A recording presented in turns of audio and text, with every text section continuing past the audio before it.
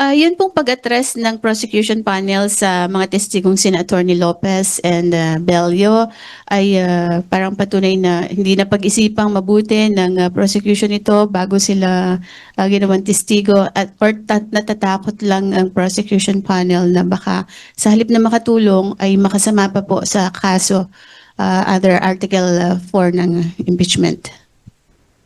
Actually, without giving too much information from the prosecutors here, it's actually the opposite. It's the opposite why we decided not to dispense with the testimony of Attorney Zulaika and Ms. Bello, precisely because we think it over and we have decided na pag-usapan talaga na yun talaga yung proper na way to move forward. Unang-una, we don't want to consume too much time of the court kasi kailangan ang mismong respondent also deserves expeditious trial. Pangalawa, gusto rin natin, again, binabalikan po natin ito, na gusto natin ang may latag na kaso or ang argument na pag-explain natin sa articles ng ating kaso ay mas maintindihan ng maayos ng ating mga taong bayan. Kung nailatag naman po yung draft, dapat na rason kung bakit ipapatawag sana natin si Attorney Zulaika at si Captain Bello ng mga naunang testimonya ng ni Mr. Lotok ay para sa amin, it is proper and it is more convenient for the court to dispense with the presentation of Attorney Zulaika and Ms. Bello. So your question, hindi ba napag-usap? Actually, it's the opposite. Pinag-isipan ng mas maayos. Can I also add something to that? Tulad doon na sabi namin dati, no, pagkatapos namin magupo ng testigo, lagi ho kaming sa team, we meet, nag-uusap, no, nag-analyze, nag-assess. Ano na ang mga importanteng bagay na natalakay na ng aming testigo? At ano pa ang mga ninanais naming talakayin gamit ng mga ibang testigo? At titignan namin kung ito ay na-cover na, no, natalakay na nung mga naupo namin, hindi na kailangang iupo pa, no, sa witness stand yung mga iba.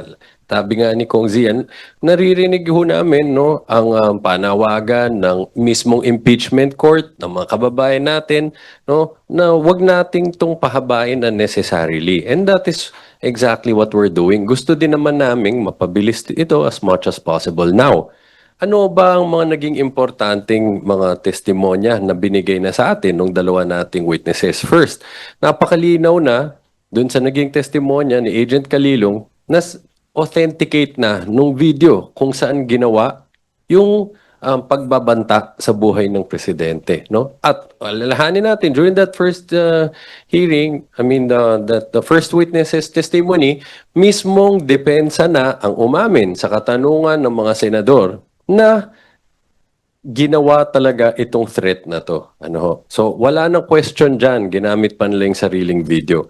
Second, si Attorney Lotok, pinaliwanag niya, no, he emphasized that the detention was not the cause of the threats. It was not the cause why the Vice President had an agreement with an assassin to assassinate the President, no? Attorney Lotok pointed out that it was admitted by the Vice President during that November 23, if I'm mistaken, no? Yeah, live interview, no? Na sinabi niya doon, nung tinanong siya, sumagot siya, huwag kayong mag-alala, meron na akong kinausap. No? Meron na akong kinausap na tao. Sinabi ko, di ba, bigay siyang instructions, patayin mo ang presidente, ang asawa niya, no, First Lady, Speaker of the House. At sinabi niya, pumayag na siya. Sinabi niya, oo, no? Okay. At nagbigay pa siya ng instructions paano gawin nito. Di ba? Huwag mo silang titigilan. Huwag kang titigil hanggat di mo sila napatay. Napaka-importante ho niya, no? Dahil sinabi nga ni Attorney Lotok, ang pinapatunayan nito, nagkaroon na ng ganitong kasunduan na patay ng presidente bago pa nangyari ang detention. So, hindi ang detention ang reason kung bakit nangyari to. Pupunta ako ngayon, bakit hindi na natin kailangan tawagin pa, no, si Attorney Zulaika, no, at si Captain Bello? Si Attorney Zulaika, Maalala natin, during cross-examination, pinalabas ng depensa yung portion ng video kung saan makikitang nandun din siya sa loob ng kwarto kasama ng Vice Presidente nung ginawa itong mga pananakot. Ano? So, initially, we wanted to present her as witness to help authenticate the document, no? The video. Pero, again, wala na hong issue dun sa authenticity dahil dun sa dalawa nating witnesses. Same as Captain Bello, no? She was supposed to testify, among others, yung circumstances surrounding this utterance. But, tulad nga ho, nang nasabi ko kanina, sinabi na nga ni Attorney Lotok, we don't need to dwell on that dahil malinaw naman, hindi ang detention, ang reason kung bakit nagkaroon ng pananakot. Ang detention lang ay yun ang naging panahon kung kailan inanunsyo sa buong mundo na meron ng kasunduan na ipapatay ang presidente. So, because of those two clear testimonies of our first two witnesses, there's no more need to present Zuleika Lopez and Captain Bello. If I may add, every day po after trial here, the whole prosecution team meets to discuss the witnesses for that day. Ginagawa po namin to araw-araw to see if there will be some change in the strategy, to see if we can limit the number of witnesses para po hindi mapagod ang ating senator judges, ang ating lawyers on both sides, at ating publiko na nanonood sa atin. So if we can limit the number of witnesses dahil po nasabi na ng ating mga witnesses ang kailangan nilang sabihin at ang gusto nating marinig, then we will limit the number of witnesses. And this is what we did. This is what we did. Siguro po, to add, it is the purpose for the presentation of Attorney Lopez was to indeed to authenticate.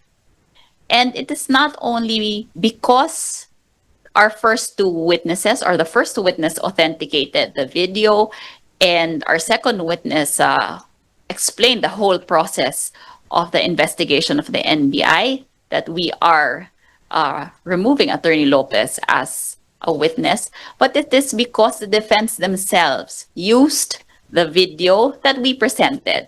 In short, sila po mismo tanggap nila na authentic ang ating video. Tanggap nila na sinabi ng Vice Presidente ang mga statements niya. It is just a matter of defense kung ano yung represent nila, in relation to the words stated by the Vice President. Remember, nung nag-closing argument ang kanilang abogado, si Attorney Binluan, sinabi nga niya na, well, she said these statements because she was a mother, daughter, all of that. And she was responding to threats. But in essence, the defense, are admitting that she made the statements, and these statements are threats. Itadagdag ko lang, Eden, practicality of the whole situation that we're in right now, moving forward to the next presentation of the witness.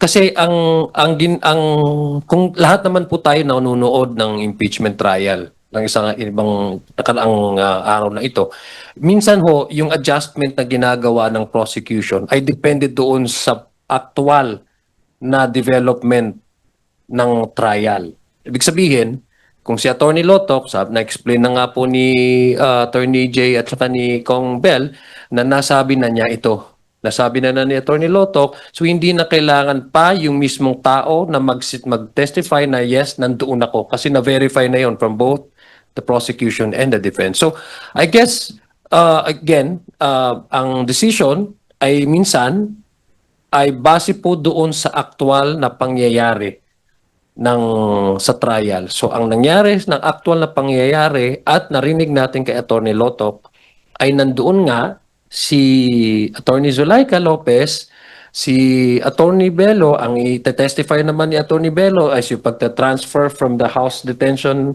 facility doon sa saan yung facility correctional, sa may Mandaluyong, and that would be her possible testimony. So Kumbaga, parang na-lay down na yon, na-accept na yon, at na-establish na yon as a fact. So there's no need to, again, call on these two individuals in order for the public to know and determine na nandun nga sila sa facility na. It would be redundant and also for the practicality of time para to make use effectively the time that we are allotted by the court in so far as presentation of the Article 4 is concerned.